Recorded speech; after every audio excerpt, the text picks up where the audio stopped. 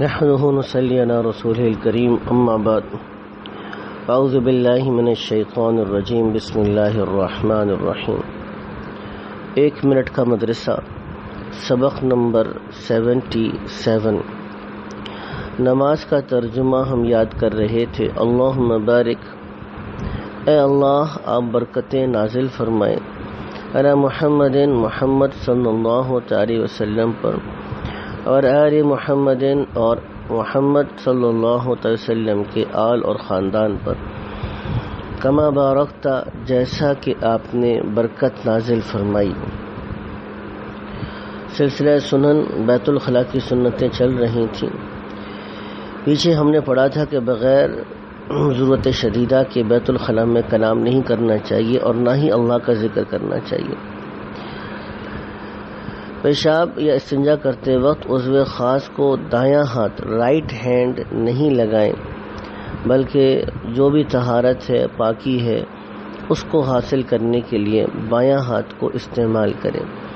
بڑے بڑے گناہ جو بغیر توبہ کے معاف نہیں ہوتے، بدگمانی کرنا یعنی بغیر دلیل شرعی کے کسی کو برا سمجھنا محض اپنے خیال سے، کسی کا عیب تلاش کرنا، کسی کی غیبت کرنا یعنی پیٹھ پیچھے کسی کا ایسا عیب اور برائی بیان کرنا جو واقعتاً اس میں ہو، اور اگر وہ سنے تو اس کو ناگوار ہو، یعنی غیبت کرنا بہت شدید گناہ ہے اور بڑی شدید وعید ہے۔ البتہ اس کے کچھ استثناءات بھی ہیں۔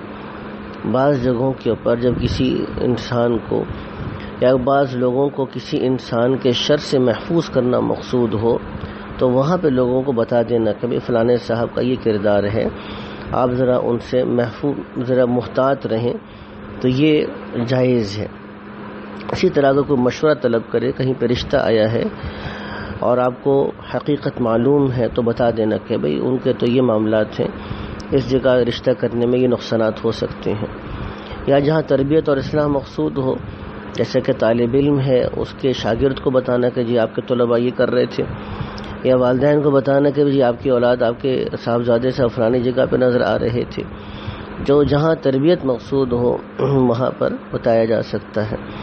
یا کوئی آدمی خود اپنے گناہوں کا اعلان کرتا ہے، جیسا کہ گلوکار ہے، اداکار ہے، اور اسی طریقے سے ظالم حکمران ہے جس نے علی الاعلان ظلم کا دورہ کر رکھا ہے، تو اس کے ظلم کا، اس کے گناہ کا تذکرہ کرنا یہ غیبت میں داخل نہیں ہوتا۔ بہرحال کوشش کرنی چاہیے کہ آدمی پیٹھ پیچھے کسی کا تذکرہ ہی نہ کرے تاکہ غیبت ہی نہ ہو۔ گناہ کے نقصانات جو انسان کو پیش آتے ہیں بے شرمی اور بے حیائی کے کاموں سے، طاعون اور ایسی نئی نئی بیماریاں پیدا ہوتی ہیں جو پہلے لوگوں میں نہیں تھیں، زکوٰۃ نہ دینے سے بارش بند ہوتی ہے، نیک اعمال کرنے سے جو فوائد حاصل ہوتے ہیں، شکر سے نعمت میں اضافہ ہوتا ہے، آخرت میں صراط مستقیم کی صورت مثالی مثل پل صراط کی ہے، یعنی آخرت میں جو شکل ہوگی، جو آدمی سیدھے راستے پر چلتا رہا تو پل صراط کے اوپر تیزی سے استقامت کے ساتھ چلتا ہوا پلک جھپکتے گزر جائے گا۔ تو اللہ سبحانہ وتعالی ہم کو بھی پورے کے پورے دین کی برکات نصیب فرمائے۔ وآخر دعوانا الحمدللہ رب العالمین۔